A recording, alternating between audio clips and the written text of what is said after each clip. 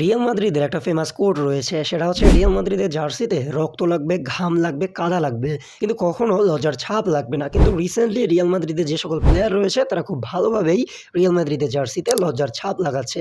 সেটা কে? সেটা হচ্ছে Vinicius Junior, Federico Valverde, Aurelien Tchouameni, Kylian Mbappe. মোট কথা সবাই বর্তমানে রিয়াল মাদ্রিদের যে প্লেয়ারগুলো রয়েছে তারা কেউ রিয়াল মাদ্রিদকে ওইভাবে রিপ্রেজেন্ট করতে পারতেছে না এবং আমার মনে হয় বর্তমানে ফ্লোরেন্তিনো পেরেজকে একটা হার্ড ডিসিশন নিতে হবে। সেটা হচ্ছে অ্যাট লিস্ট 6 অর 7 প্লেয়ারকে সেল দিয়ে দিতে হবে এবং সেটা যদি সে না করে তাহলে আমার মনে হয় রিয়াল মাদ্রিদ এর পরের সিজনেও ট্রফি লেস যাবে। তো এখন আসা যাক যে Vinicius Junior, Federico Valverde, Aurelien Tchouameni, Kylian Mbappe কিভাবে রিয়াল মাদ্রিদের জার্সিতে লজ্জার ছাপ লাগাচ্ছে।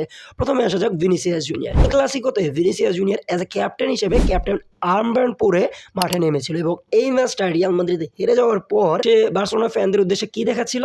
15 ইউসিএল, মানে লা লিগার ট্রফি আপনার হাত থেকে বের হয়ে যাচ্ছে, সেটা নিয়ে আপনার মাথায় কোনো চিন্তা নেই, আপনি দেখাচ্ছেন 15 ইউসিএল। মানে আপনি লাস্ট কখন দেখেছেন রিয়াল মাদ্রিদের একজন ক্যাপ্টেনকে এইরকম হীনমন্য কাজ করতে? কে এইভাবে রিয়াল মাদ্রিদের মাথাকে পুরোপুরি হেড করে দিয়েছে? কোনো ক্যাপ্টেনকে দেখাতে পারবেন আপনি? আর ক্যাপ্টেনের কথাই যখন বলতেছি তখন আসা যাক ফেদেরিকো ভালভার্দে এবং আর্লিয়ান চুয়ামেনি। আপনারা সবাই জানেন যে আর্লিয়ান চুয়ামেনি ফেদেরিকো ভালভার্দেকে একদম নকআউট করে দিয়েছিল কিংবা হুইল চেয়ারে পাঠিয়ে দিয়েছিল।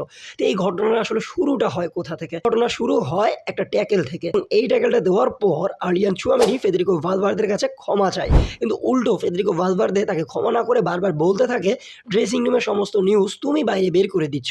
তুমি হচ্ছ ইঁদুর। মানে তুমি খবর পাস করে দিচ্ছ। এবং এটার পর যখন আর্লিয়ান চুয়ামেনি বারবার ফেদেরিকো ভালভার্দেকে নিষেধ করতে থাকে, আমি এরকম কাজ করিনি, ফেদেরিকো ভালভার্দে বারবার এটা বলতে থাকে, তখন দুইজনের ভিতরে হাতাহাতি লেগে যায় এবং আমার মনে হয় এই পর্যায়ে গিয়ে ফেদেরিকো ভালভার্দে পুরোপুরি নকআউট হয়ে যায়। তো বোঝাই যাচ্ছে ড্রেসিং রুমে রিয়াল মাদ্রিদের কোনো কন্ট্রোলই নেই।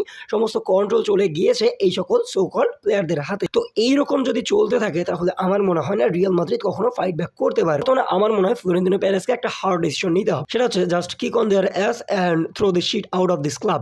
মানে ফ্লোরেন্তিনো পেরেজকে মিনিমাম 6-7টা প্লেয়ারকে এখান থেকে বের করে দিতে হবে। এটা হতে পারে আর্লিয়ান চুয়ামেনি, সেটা হতে পারে ফেদেরিকো ভালভার্দে, সেটা হতে পারে কিলিয়ান এমবাপ্পে, সেটা হতে পারে ভিনিসিয়াস জুনিয়র, যে কেউ হতে পারে। লিটারালি এদেরকে সেল করে দাও। অন্যদিকে আসতেছে কিলিয়ান এমবাপ্পে।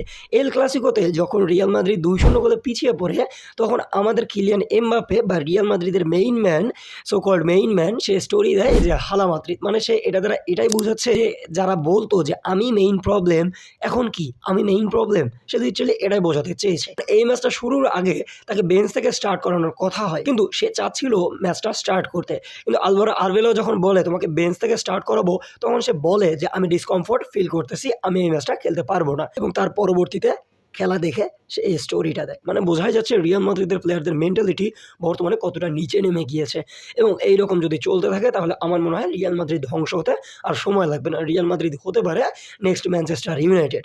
তো আপনাদের কি মনে হয় কোন প্লেয়ারকে সেল দিতে হবে বা কোন প্লেয়ারকে কিনতে হবে? এবং এই যে রিয়াল মাদ্রিদের এই সিচুয়েশনটাকে হাইড করার জন্য রিয়াল মাদ্রিদ বর্তমানে ট্রাই করতেছে জোসে মরিনোকে আনতে। মানে যখন বাচ্চা-কাচ্চা কান্নাকাটি করে না, তখন বাচ্চা-কাচ্চাদের হাতে প্যারেন্ট যেরকম একটা ললিপপ ধরিয়ে দেয়, ফ্লোরেন্তিনো পেরেজ ট্রাই করতেছে রিয়াল মাদ্রিদের ফ্যানদের হাতে এরকম একটা ললিপপ ধরিয়ে দিতে।